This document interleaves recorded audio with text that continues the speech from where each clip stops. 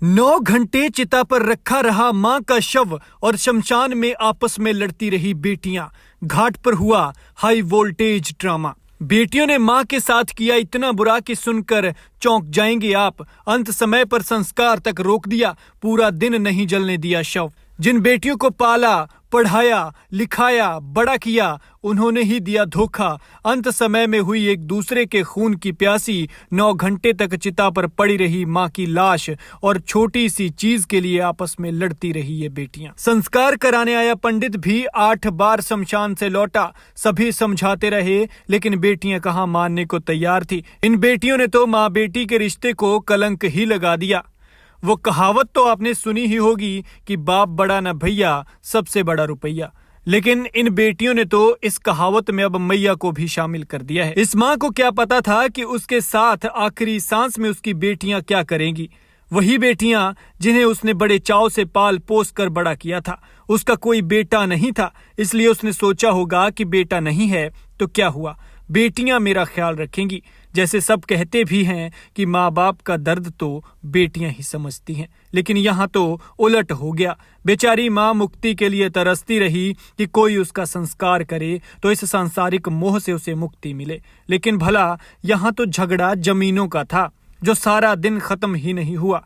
3 बहनें आपस में जमीन के लिए बिल्लियों की तरह लड़ती रही, वो भी सिर्फ एक टुकड़े के लिए। और बाद में अंतिम संस्कार कैसे हुआ, ये भी आप सुनेंगे तो चौंक जाएंगे। दरअसल ये मामला यूपी का है, जहां मथुरा की रहने वाली एक वृद्धा अपने पति की मौत के बाद कोतवाली क्षेत्र की एक कॉलोनी में अपने घर में रहती थी।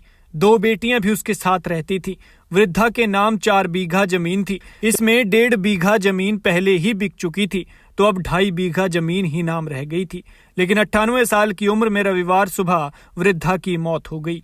इसकी जानकारी होने पर हाथरस से उसकी तीसरी बेटी भी पहुंच गई। बेचारी बुजुर्ग को क्या पता था कि जिन बेटियों को वो अपना मानती है, दरअसल वो उसकी नहीं बल्कि जमीन की बेटियां हैं और जमीन के लिए उसके साथ रहती हैं। तीनों बहनों के साथ घर वाले भी इकट्ठा हो गए। घर से शव को मसानी स्थित मोक्षधाम ले जाया गया, लेकिन वहां पर अंतिम संस्कार से पहले तीनों बहनों में मां की जमीन के बंटवारे पर विवाद हो गया। ये विवाद इस कदर बढ़ गया कि अंतिम संस्कार तक रोक दिया गया। अंतिम संस्कार रोके जाने की खबर पर गोविंद नगर पुलिस मोक्षधाम पर पहुंच गई। मामला कोतवाली क्षेत्र का होने पर कोतवाली पुलिस भी सूचना पर वहां पहुंची। पुलिस के समझाने पर भी बेटियां बंटवारे पर अड़ी रही।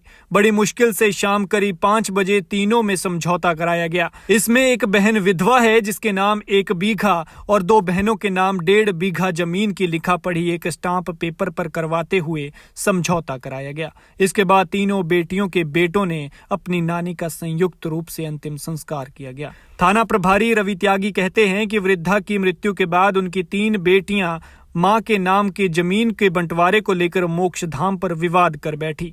कई घंटों के बाद तीनों में स्टाम्प पर लिखा पढ़ी कराने के बाद मामले को शांत कराया गया। इस मामले की शांत होने के बाद तीनों बेटियों के बेटों ने वृद्धा का अंतिम संस्कार किया गया। बताया जा रहा है कि इस पूरे घटनाक्रम के बीच संस्कार कराने आया पंडित भी परेशान होकर 8 बार शमशान घाट से लौटा, जिसे बार बार बुलाया गया और तब जाकर शाम को बहनों के मानने पर अंतिम संस्कार हुआ।